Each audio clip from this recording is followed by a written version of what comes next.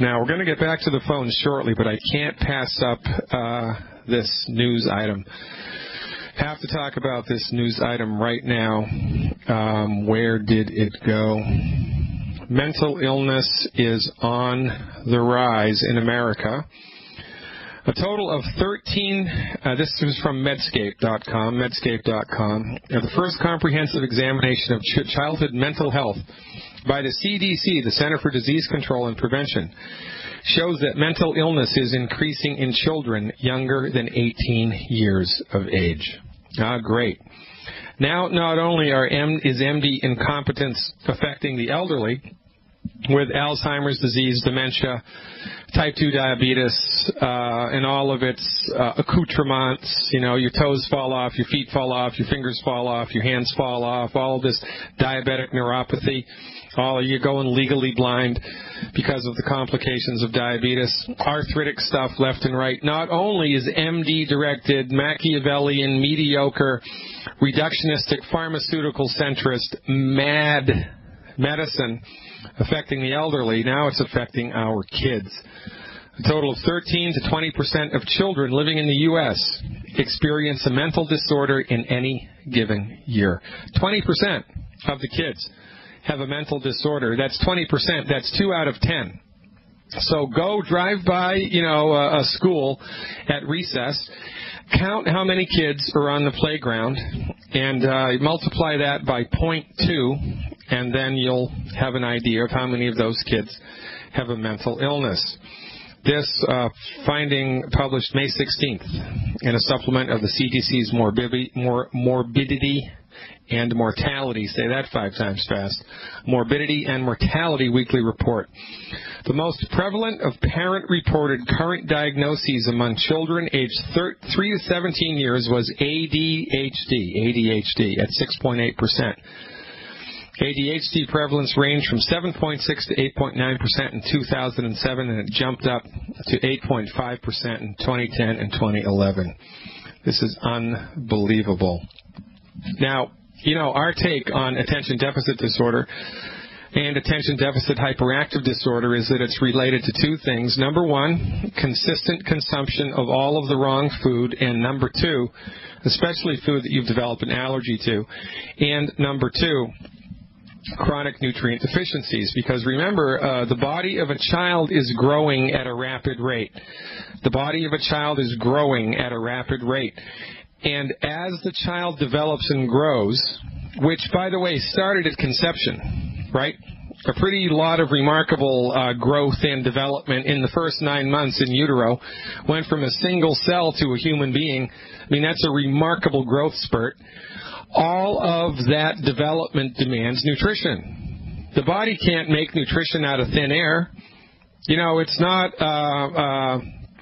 pixie dust delivered by fairies in the middle of the night that keeps the body healthy. It's nutrients. 60 minerals, 16 vitamins, 12 amino acids, and 3 essential fatty acids, or 2 essential fatty acids, depending on what research you read.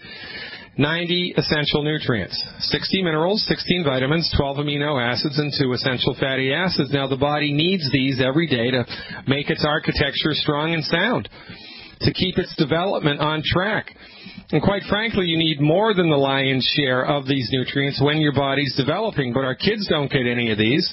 They're lucky they're not born with birth defects. Oh, but don't worry, the ones that are born with birth defects, we can print up the plastic tube for their airway. We can give them a fake heart, no problem. Well, this is what the MDs think about it. The MDs don't investigate the cause of this stuff. They're clueless about the cause because they're like colorblind art critics. They are like colorblind art critics. And they don't know that they're colorblind. They are completely oblivious of the foundation medical nutrition principle that the human body knows how to fix itself, the human body wants to fix itself, and bad genes notwithstanding, the human body will optimize its function if it is given a chance through medical nutrition. So what we see with ADD kids and ADD, you know what I'm talking about. ADD kids and ADHD kids, right? The kids that are hyper and the kids that are spacey. what we see with these kids is that they have an allergy to milk and they have an allergy to wheat. The kids that are hyper and angry have an allergy to milk. The kids that have temper tantrums and, they look like little demons running around, like little demonic children, those kids have a problem with cow's milk, the protein in cow's milk and all the associated things, milk and cheese and yogurt and ice cream, etc. And the kids that are spacey have a problem with wheat. They have an allergy to wheat. So if you remove wheat and dairy from these kids' diets, just those two things, it goes a long way towards helping to tone down and settle their behavior. But really, they're still not right because the metabolism of their brains and their central nervous system isn't right. And why isn't it right? Because it doesn't have the raw materials it needs to function properly.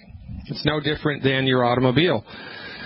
If you bought a brand new Porsche and it has 16 cylinders, that means it has 16 spark plugs. Well, if only 13 of the spark plugs were hooked up and 3 weren't, if you removed 3 of the wires of the spark plugs, you got 13 that are firing, but 3 that aren't. The car's going to run like a piece of crap. It's going to run, but it's going to run like a piece of crap.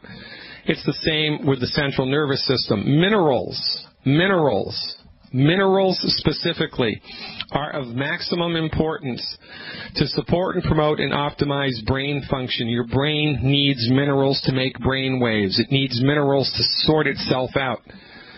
If you're minerally deficient, which everybody in the world is unless they're taking nutritional supplements, something's going to break. And in our little ones, it's the brains that break. And then this is compounded by consistent consumption of all of the wrong food. It's like throwing gasoline on a fire. But the medical doctor, being completely blind to this, throws Ritalin at the kids. Unbelievable that we're putting up with this. And even as these conditions escalate and skyrocket, the medical profession does not look to themselves. They do not question their point of view. And it is their point of view which is at fault here, but they will never question it. Instead, they start thinking about genetics. Oh, it's got to be genetics. There's got to be a rise of the ADD gene. That's what it is. I'm sure that's what it is. Well, no, it's not. It's nutritional. We fix kids with ADD and ADHD all the time. Now, do we cure it? No, because the only thing that can cure anything is a drug. Put that in your pipe and smoke it. We don't even treat it. We give science-based, clinically verified medical therapeutics that support and promote the structure and function of the central nervous system in the brain. We get the hell out of the way and see what happens. And almost 100% of the time, with ADD and ADHD, these kids become normal. You want to see a video that'll blow your mind? Go to Doris. Do a Google search for Doris Rapp, R-A-P-P, Doris Rapp, M.D., one of the few MDs in the world that I have respect for. Doris Rapp was one of the leading groundbreaking researchers on the relationship between food allergies and behavior in kids. You watch the videos on Doris Rapp's website, your mind will explode. Little normal kids come walking into her office. She gives them a little piece of strawberry that they're allergic to, or a little piece of bread that they're allergic to, or tomato, or whatever it is. And then 10 minutes later, the kid's like a freaking maniac. All because of a result of the consumption of a food that they're allergic to. But the MD is completely blind to this and would rather just sedate the children or give them a drug that's in the same family as cocaine, Ritalin. Whereas Nancy Reagan, when you need her, just say no. Ladies and gentlemen, they're killing your kids. They're mistreating your kids. They're giving you no counsel whatsoever about how to have healthy pregnancies, how to get pregnant in the first place, how to maintain a healthy pregnancy, and then how to optimize the structure and function of your newborn. You're clueless about this because the MDs are clueless about it, because they have no training, no experience, no respect, and no appreciation for medical nutrition. And why the heck you would choose to go to them for health care is beyond me, because they don't practice health care, they practice disease management. If you look at your medical doctor like a businessman instead of like a doctor, you will start to understand how they think. And by the way, we need to hold people's feet to the fire. The mental illness in our kids is accelerating. Obesity in the population is accelerating. Alzheimer's in the elderly is accelerating. Type 2 diabetes everywhere is accelerating. Obesity everywhere is accelerating because it's the MD's fault. They're the ones that are in charge of our health. They're the ones who we need to hold responsible. It's their fault. It's not your fault. For goodness sake, fire your medical doctor now. What are you waiting for?